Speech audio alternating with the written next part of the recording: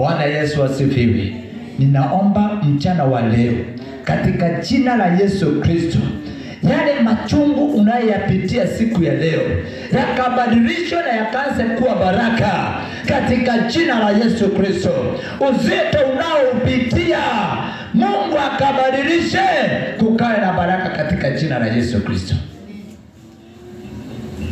Bwana Yesu asifiwe.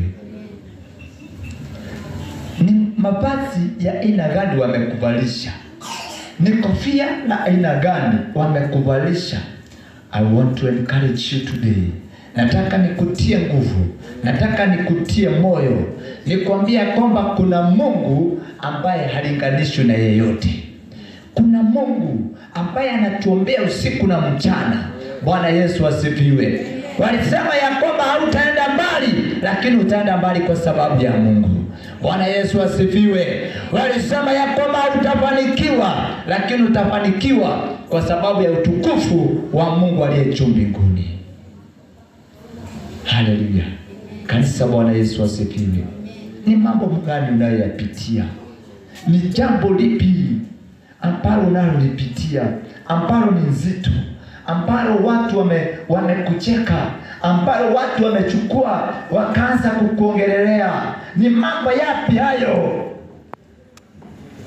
Mungu ataenda kuyabadilisha katika jina la Yesu Kristo. Mungu atayabadilisha na itaanza kuwa ni furaha. Mambo mazuri yatapatikana kwako katika jina la Yesu Kristo. Mchana wa leo ninaomba ya kwamba usife moyo, kwa sababu kuna Mungu. Kwa hayo ambayo umetumbukizwa ndani yake, kwa hayo ambayo umepitishiwa ndani yake, usife moyo. Bwana Yesu asifiwe. Kuna Mungu ambaye amesimama, anagojea upigane vita vyema vya imani. Kuna Mungu ambaye atakushikilia. Kuna Mungu ambaye atakutia neema na hata na nguvu, ndipo uweze kumaliza safari. Bwana Yesu asifiwe. Nakuru, ninajua kwamba tunaenda mbali. Nakuru, tutaenda mbali katika kiinjili kwa sababu ya Mungu aliye juu mbinguni. Bwana Yesu asifiwe. Haijalishi wametuvalisha kofia ya aina gani, haijalishi wametuchekelea namna gani, lakini mchana wa leo madhabahu haya yatajaa, madhabahu haya yatainuka kwa sababu ya utukufu wa Mungu wetu aliye juu mbinguni.